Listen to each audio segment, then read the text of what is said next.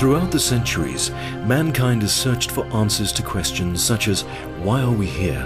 What is the nature of God and the world around us? And is there life after death? But perhaps the ultimate of all such questions relates to our own eternal reality.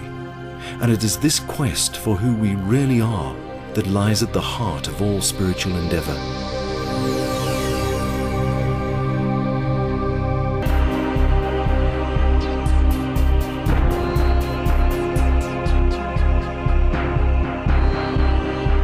India, the world's 6th largest country with more than 1 billion inhabitants, an enchanting land filled with great vestiges of divine inspiration. It's here that sages and philosophers like Adi Shankaracharya, Swami Vivekananda and the poet Saint Kabir have delved deep into this mystery called life. Proponents of the Hindu philosophy of Advaita, they held that our real nature is divine. God is our innermost self, an underlying reality that exists in every being. The basic teaching is that we should awaken ourselves from the mistaken belief that we exist as separate individuals.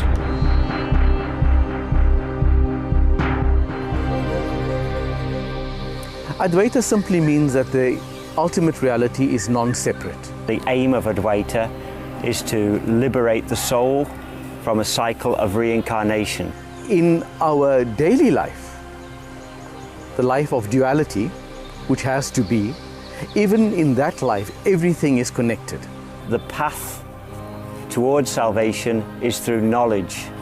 Knowledge of the self and the realization that one's soul or self or Atman is non-different, absolutely identical with the absolute self.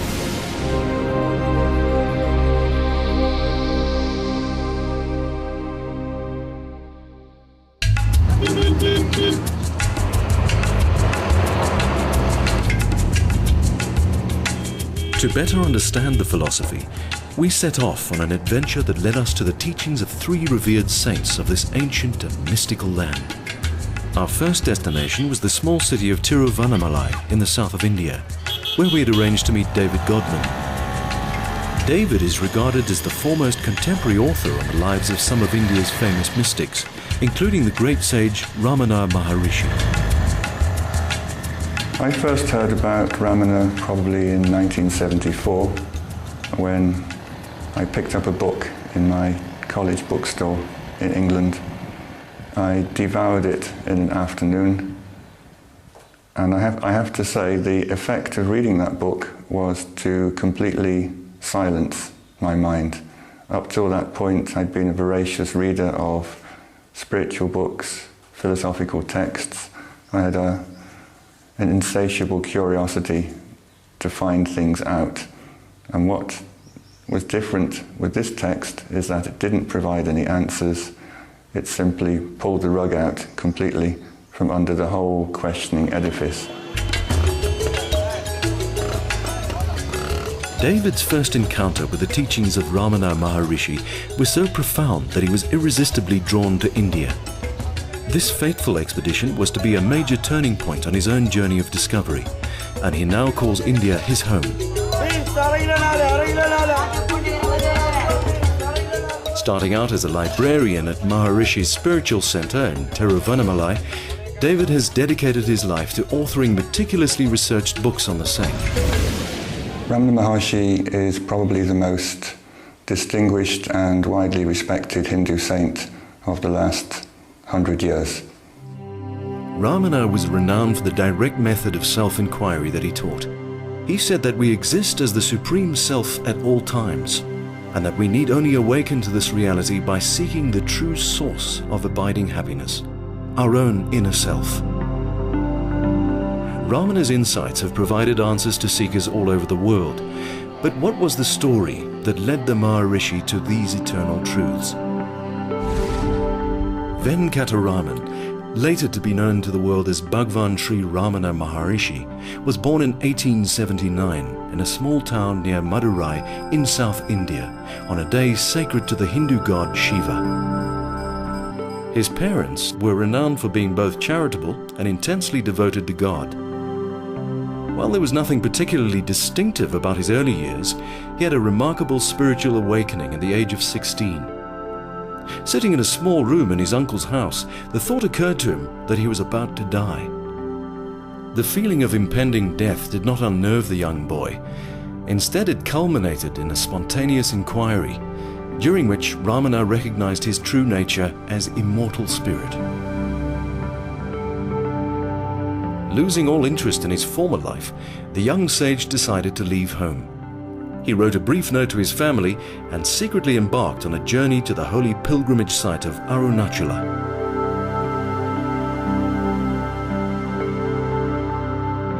After an epic and eventful train ride, Ramana arrived at the city's main temple.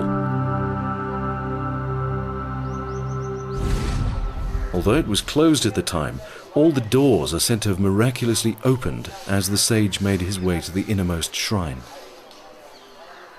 The temple became the first place of residence for Ramana. Here, he sat for long periods of time, deeply absorbed in the bliss of the self. So complete was his disassociation with his physical body that he remained oblivious, even after being assailed by street urchins and insects.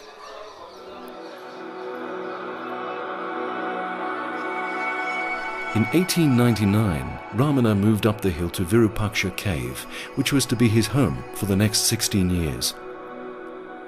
His silent radiance inevitably drew a small group of devotees to him, and he soon acquired the reputation of a sage.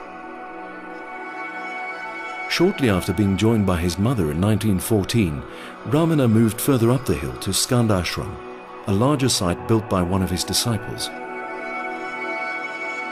When his mother passed away in 1922, Bhagwan made his final move to the foot of the Arunachala mountain, where his mother had been laid to rest.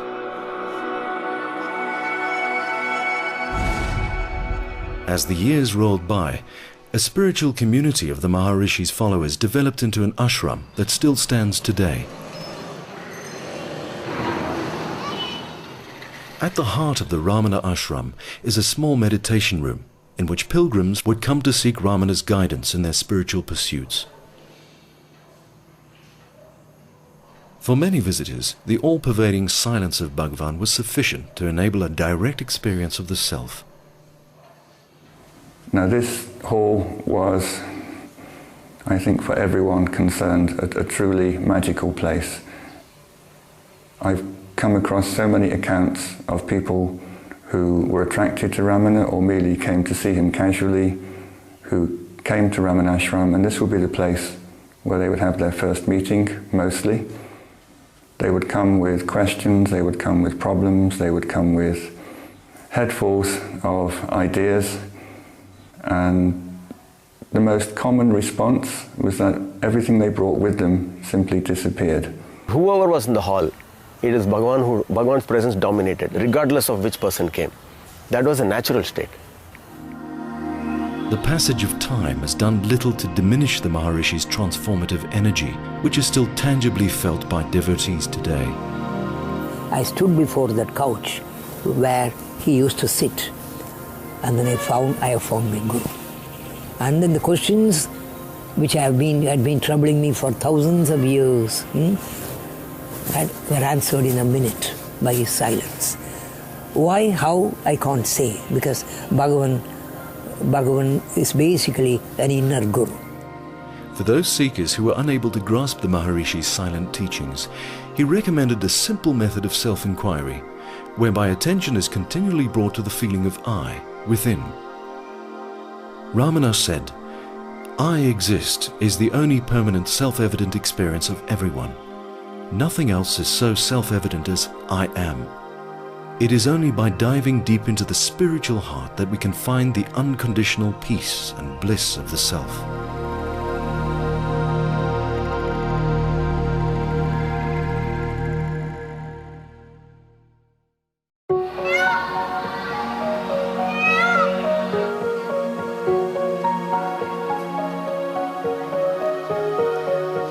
In his daily life, Ramana Maharishi exhibited many saintly qualities. Possessing only a simple white loincloth and walking stick, he accepted no special treatment for himself.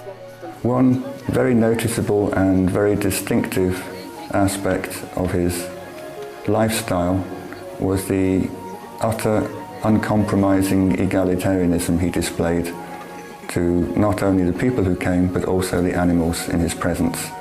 With the St. Francis-like ability to commune with animals, squirrels, monkeys and peacocks all seemed to flourish under the loving and protective grace of Bhagwan.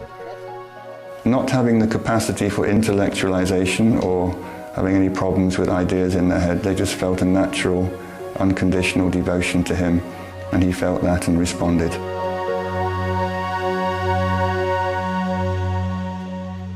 Intuitively drawn to Arunachala at a young age, Bhagwan's love for the physical form of the mountain only deepened with time. He loved to walk along its slopes and even acknowledged it as his guru. Today, scores of pilgrims perambulate its base as a sacred act of reverence. They, like many saints and seekers through the ages, are mysteriously drawn to this most extraordinary of sacred sites.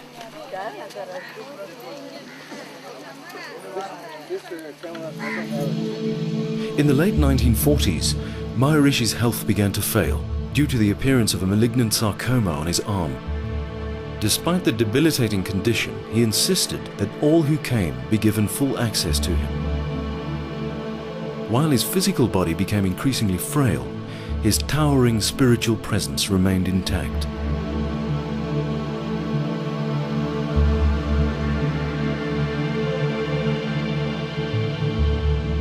During his final days, streams of people filed past his room to catch a last glimpse of the great sage of Arunachala. The Maharishi reassured grieving devotees. While the death of his physical body was imminent, his true formless self remained eternally present. Miraculously, at the final moment of death, thousands witnessed a large comet trail across the night sky and disappear behind the holy mountain.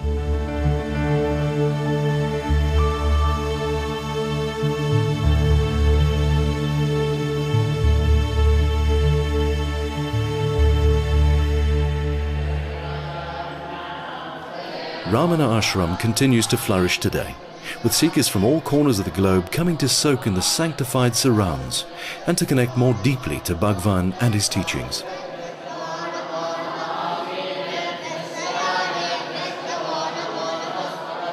Maharishi's shrine is still said to silently emanate his spiritual aura, and many continue to have the same experience of perfect peace that Ramana radiated in his lifetime.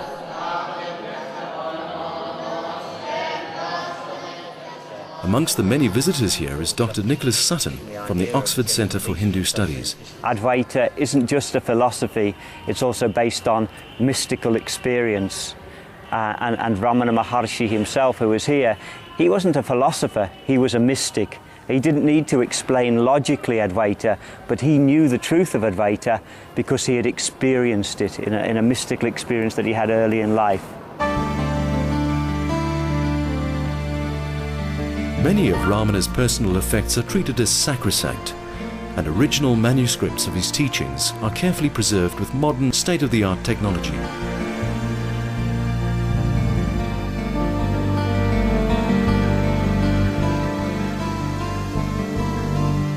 No effort has been spared in restoring the precious photo and film archive.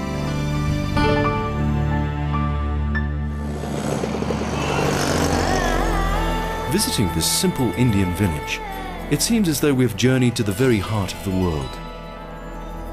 Images of Ramana abound everywhere, and despite the gradual encroachment of modern modes of living, we appear to have travelled to somewhere truly timeless.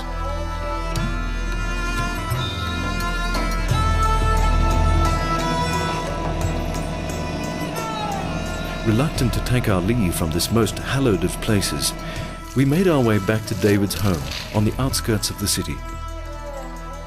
While the main body of David's work as an author consists of the life and teachings of Ramana, over the years it has expanded to include a number of Maharishi's disciples.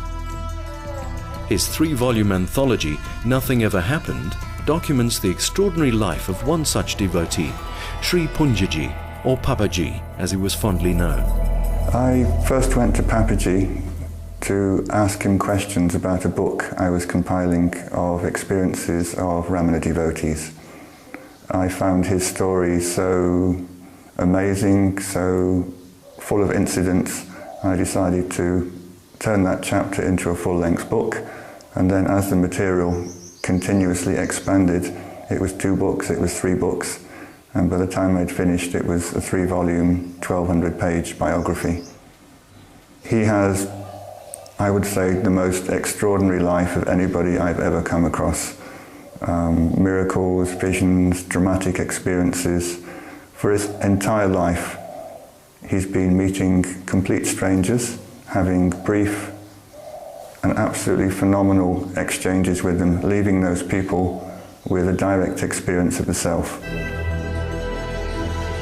Fired up with an all-consuming love for Lord Krishna, he traversed the length and breadth of India in search of a master who could help him see God. In 1944, he met Ramana Maharishi, who told him, "God is within you. He is not apart from you. If you find the source of the mind by asking yourself, 'Who am I?' you will experience God in your heart as the self." Papaji's life and spiritual understanding were profoundly transformed. He later recalled, "The silent gaze of Maharishi re-established me in the primal state. The desire to search for an external God perished in the direct experience of the self, and I knew that my spiritual quest had ended." Papaji continued to work and support a large extended family after his awakening. While he never considered himself to be a teacher, many came to regard him as their guru.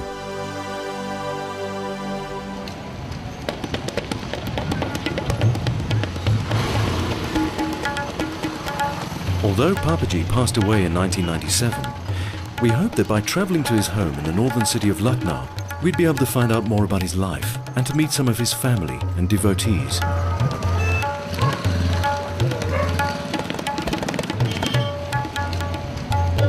In a modest and simple home, his room and effects have been carefully preserved by his family, for whom Papaji's loving presence played a dual role of father and teacher.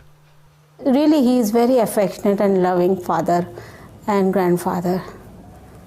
And he is so minutely observe everybody's action, what they are doing, my children, I and my mother-in-law.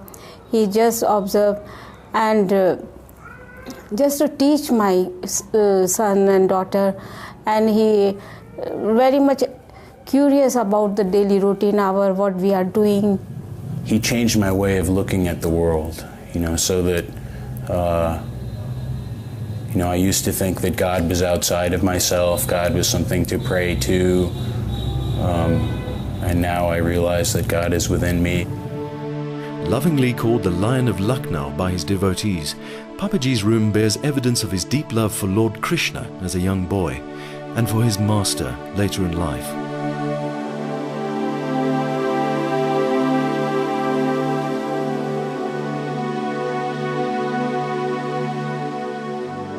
Paging through some of his diaries, we found some remarkable spiritual wisdom. He writes that we are free here and now, and that we need not strive or practice to realize the ever-present self. All that is required is to stop all effort and to simply remain quiet. To quieten the mind is very difficult, and if you could do it, you are free, and that is most happiest occasion of your life.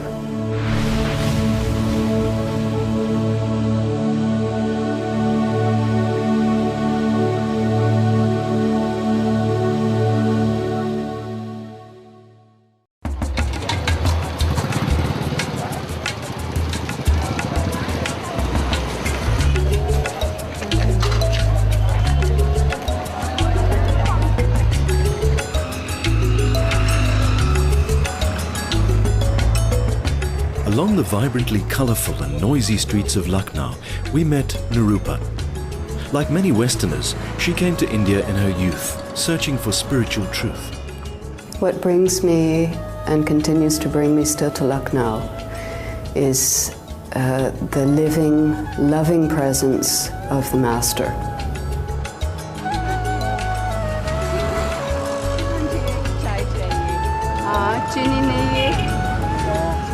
Outside Satsang Bhavan, the building in which Papaji gave daily spiritual discourses, Nirupa stops for a glass of steaming hot spiced tea from the local chai bala.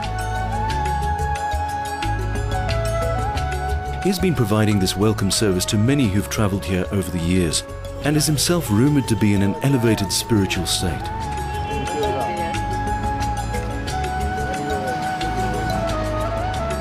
Her encounters with many spiritual masters, such as Papaji, have deepened Nirupa's understanding of life and the nature of self.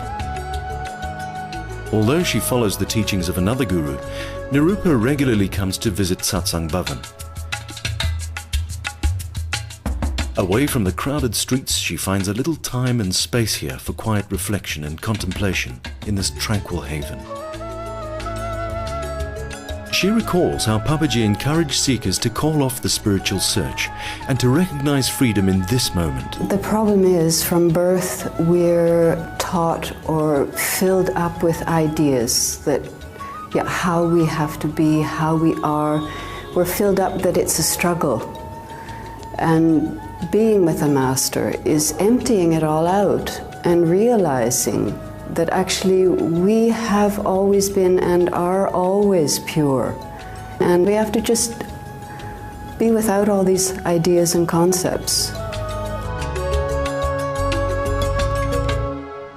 And this is another trap. Through illuminating personal exchanges with devotees, Papaji shattered concepts about both freedom and bondage. You should be out of both these traps, neither of bondage nor of freedom. Because this is a concept. Bondage was a concept. Now, concept of freedom. Get rid of both these concepts. Then, where are you?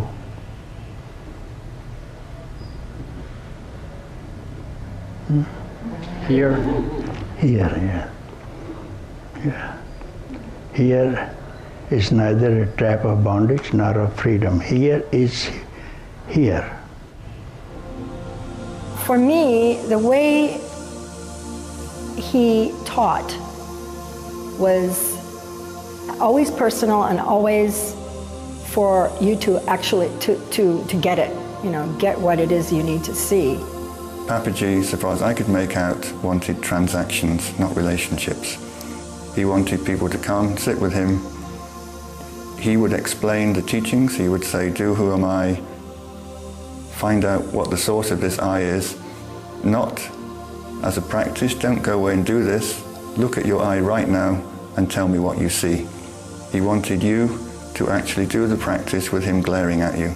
And people who took up that invitation would often find that their I, their sense of self, just completely evaporated in that moment. And I saw it happen again and again and again. People would just stop mid-sentence sometimes. Sometimes they'd burst out laughing, sometimes they'd cry. Something immense actually happened to them in that moment. And when they did wake up, again, they were so alive, their faces were lit up. And if they started speaking, it was like they were talking from the Upanishads. It was quite extraordinary that these people who had come from the West with no spiritual background, hadn't read any books, didn't know the vocabulary, after 5 minutes of sitting with this man, they could stand up and give a speech, really sounding like an enlightened sage from ancient history. It was quite remarkable what he could do. I was able to sit near Papaji at the front in the first time, and just spontaneously tears started coming down my cheeks, and it was this sense of having met a real master. The way Papaji looks at you is not like looking at somebody else, like some other person or personality. He looked straight to himself when he looked at you, and the self which is the same in all of us. As soon as I saw Papaji, I was just, everything stopped. My mind just stopped. I was like, I don't know, I guess all of my carefully constructed concepts and strategies and ideas, and they just, none of them had anywhere to fit, so they all just stopped. The meeting with Papaji is never in time. It's never a meeting that you put in time or in space and as an experience, oh, once upon a time I met Papaji. The meeting with the Sadguru may start but never ends. It's a meeting. It's emptiness meeting emptiness. It's freedom meeting freedom. He gave you your moment in heaven, if you like, your absolute rock-solid assurance of what was real and what was not. And even if it went away afterwards, you had this absolute, unshaking knowledge of what he was talking about. It wasn't some abstraction that you were moving towards, it was something you actually had and known for yourself while you were with him.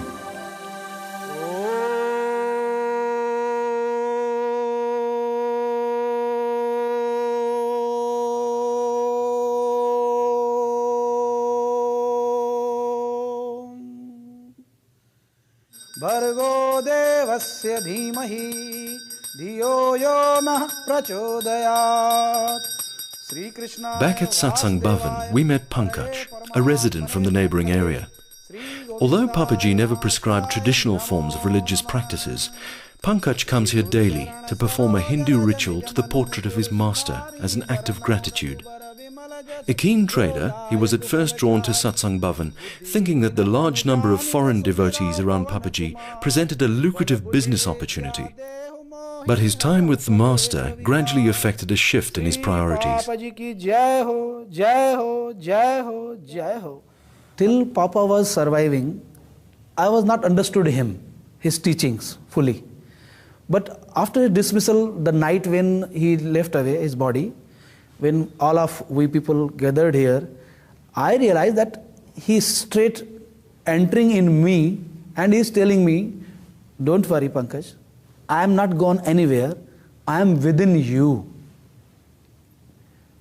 You just look at yourself inside and you will find me that I am always there. And really I have realized it. Whenever I'm in any trouble, I just came in his feet and he just take me out like a knife from the butter.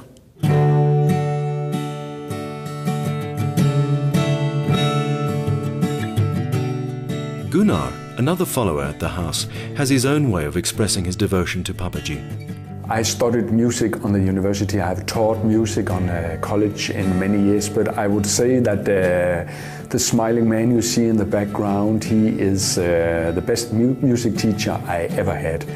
When I came to Lucknow in 92, 93, 94, I stayed in 94 for 1 year, I think Papaji, he got tired of all the Vedantic philosophical questions.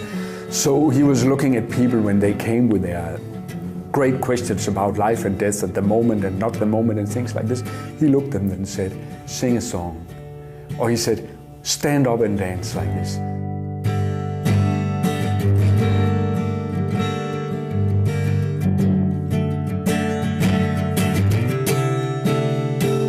He made people happy and they stayed happy. He was a jovial extrovert, full of beans, full of life character, who absolutely radiated joy. And if you look at the pictures of people in satsang, you'll probably see 200 people extraordinarily happy, laughing, beaming faces. Just being around him made you happy. That was what he did all his life. So when I first got to Lucknow, I just saw the most beautiful women and men and happy, smiling, laughing, joking, free, simple, unstressed out people. And before I even met Papaji in person, I felt I'm home.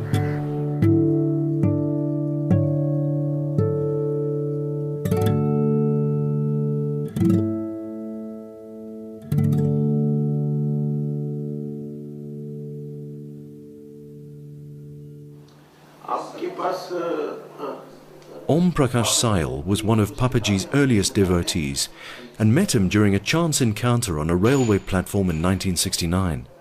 He was mesmerized by Papaji's physical presence and immediately recognized him as his guru. His devotion is still apparent today.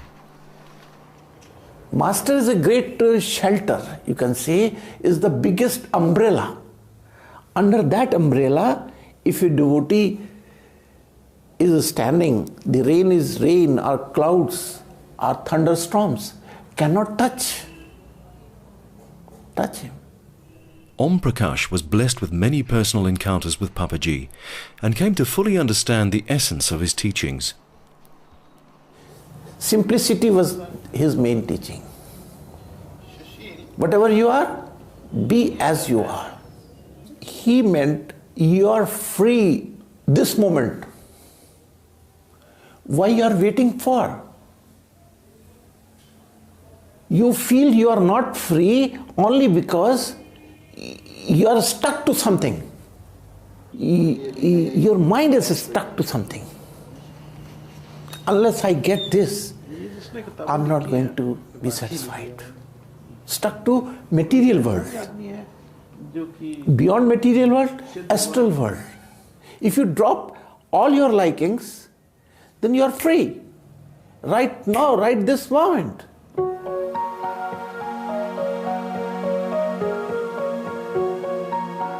As we prepared to leave Lucknow, one thing was certain, that meeting Papaji had a profoundly transformative effect on those who came to see him. He was undescribable. He was everything and nothing, always in the same time. He was the most authentic human being, well, that I ever had the good luck to come across. I mean, I know a lot of people like to draw distinctions and say, oh, the teacher's just a finger pointing to the moon, but for me, he was the moon itself. So he done more than everything for me. For me, it was so simple, so ordinary, and this was the greatest miracle, his vast emptiness. When you meet Papaji, he will relief chamber, full you become light. He just so deeply reorganized everything. Incredible, incredible, incredible, incredible, incredible, incredible.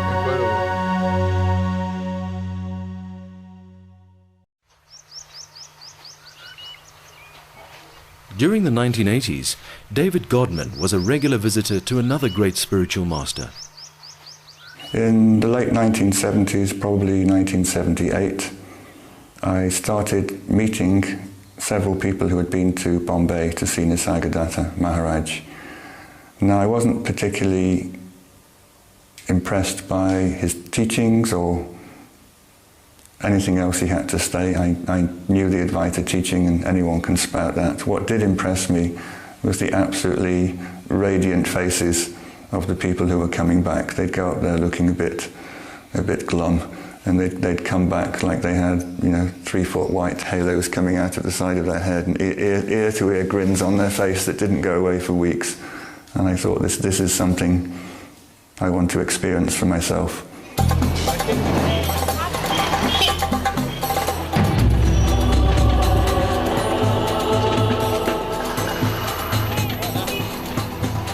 Travelling to Nisargadatta's place of residence in the coastal city of Mumbai, the sublime presence of a saint seems unlikely amidst the grinding poverty and squalor that is so apparent all around.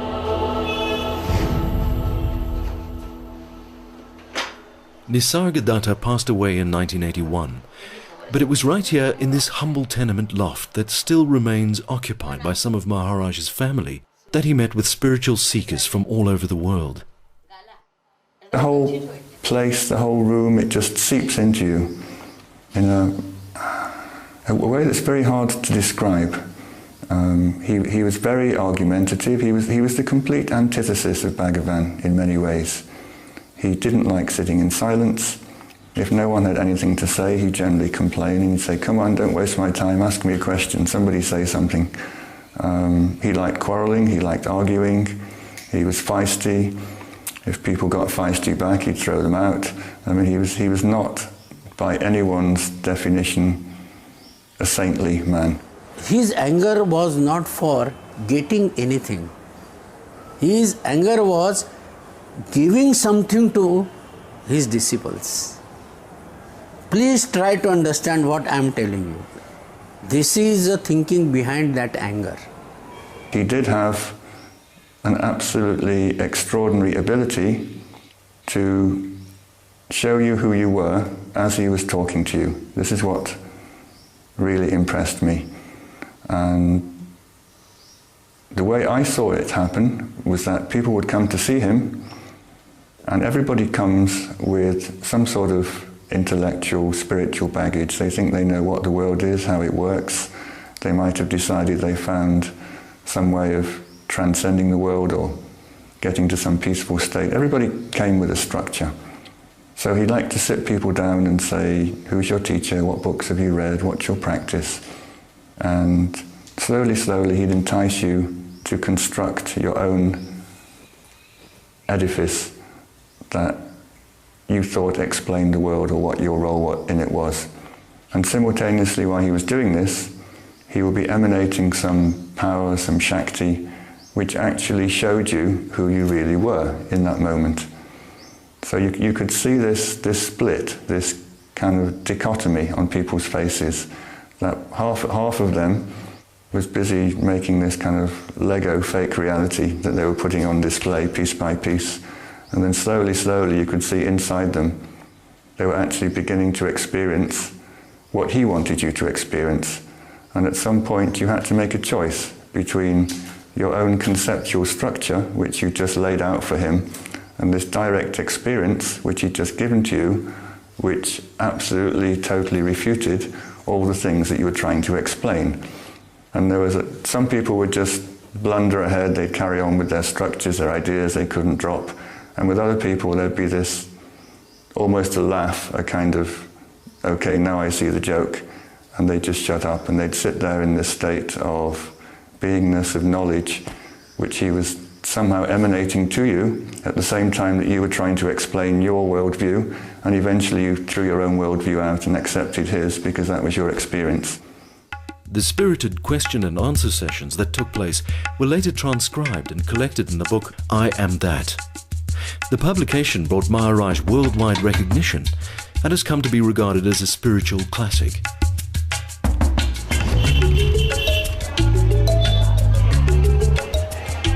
Maharaj lived the mundane life of a petty trader and family man for a number of years after his realization. Each morning he would walk down this busy street to his small trading kiosk where he sold hand-rolled cigarettes called bidis. According to Nisargadatta, the ultimate purpose of spirituality is to know who you are. In Marathi it is Swala Jana Niswastara. Make yourself known to yourself. You should know yourself first and be quiet.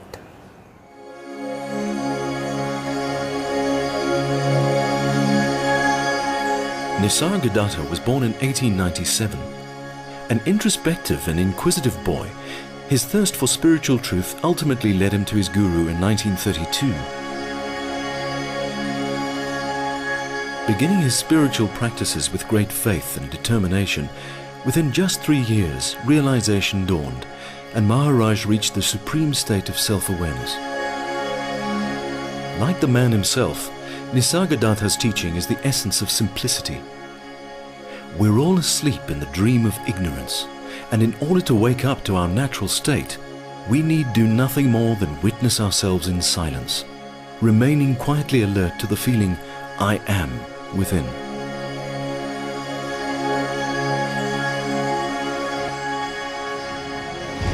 As the day drew to a close, we made our way across the city to one of Maharaj's respected translators.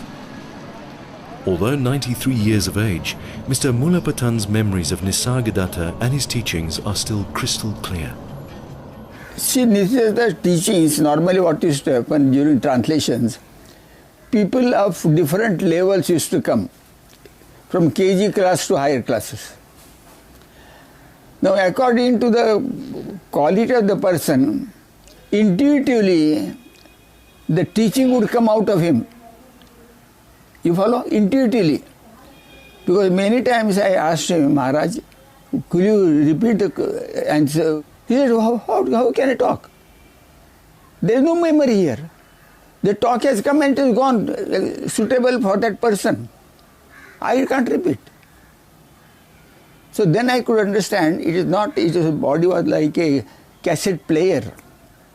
And the teachings used to come from the absolute, from the primordial principle that comes. From the same, it is like that. They don't exist as body.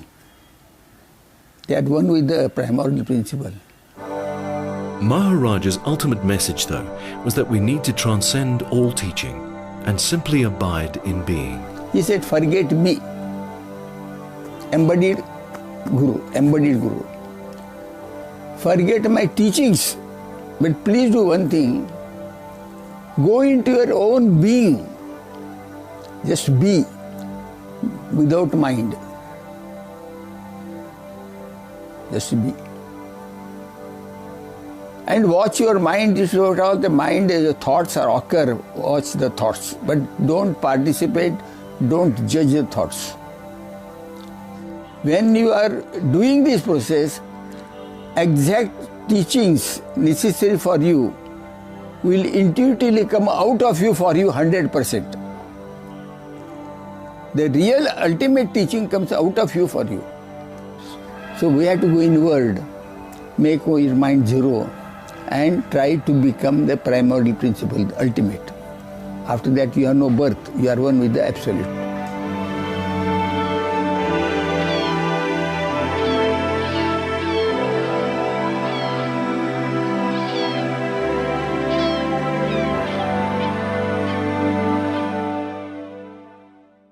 Within the heart, the whole and part of everything I see.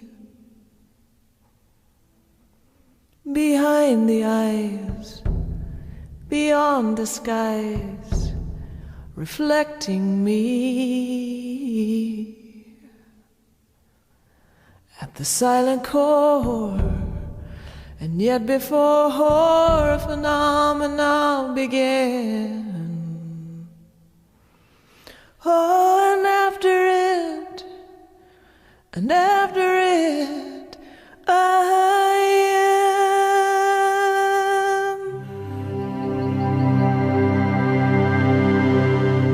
On our return to South Africa, we travelled to the sleepy town of McGregor to meet the Van der Westhuizen family, who are devout followers of the teachings of Ramana Maharishi.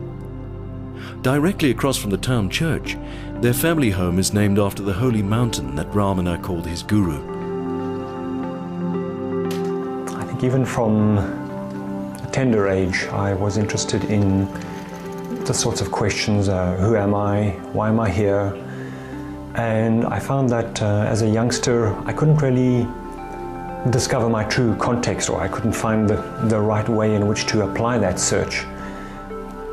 And then about 19 years ago, I came across the teachings of Ramana Maharshi, and that was, I can only describe it as a coming home for me. The answer had finally been delivered to me so clearly that there was no more need for seeking. I'd gone from someone who felt like a seeker to someone who felt like a finder. And with that finding has come increasing peace through the years. I've found that it's informed virtually every aspect of my life, my relationship with my 4 children, my relationship with my partner, the way in which I do my work, my lifestyle. I find that everything is more relaxed. I see that, for example, with my children. I approach each one as if they were Ramana, and in fact that's what Ramana would tell me, that they are, that is the truth. Okay, another 4. Ramana, when asked once about free will, was holding a fan in his hand and fanning himself. And his reply was, he says, even me picking up this fan and fanning myself is predetermined. He says, whatever the body is to go through is predetermined in this lifetime. He says, just surrender, just know that the will of God is done. What the teachings have come to represent in my life are that I don't hold on to the concepts anymore. So the only way that I've come to understand what Ramana says is by going within and abiding in that space. For Peter, delving deeper into the wisdom of Ramana was accompanied by an urge to share the teachings with others. I then set about writing a book which I've been busy with for probably the past 10 years or more. And I've simply entitled it, Awareness is Another Name for You. And the aim of that was to put those teachings in a very simple form, to remove all the terminology, Sanskrit or otherwise, however beautiful, however meaningful or potent those words are, and to make it accessible to Westerners.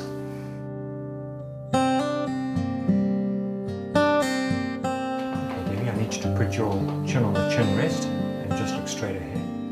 Initially with my practice, I suppose I had a sense of being a rescuer, that there were people out there who needed help, who needed rescuing. And what I came to realize with Ramana's teachings is in fact that there are no people out there. Ramana loved to use the analogy of life being like a dream. And he says that, for example, the only difference between the dream we have whilst we're sleeping and this so-called waking dream is that the one is longer, this waking dream is longer. Otherwise, they're both projections of the mind.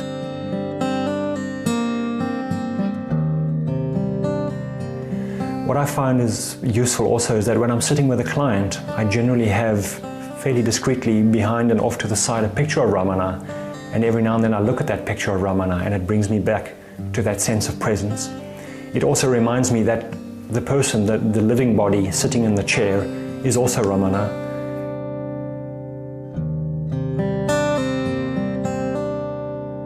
What I've come to realize is that God is living as me. God is here as me, but not as this body singularly. What I've come to realize is that God is all pervasive. God is the very energy that I call myself. And it's become more and more clear for me to let go of the periphery, to let go of the story, to let go of the name, and just to experience God, just to be God.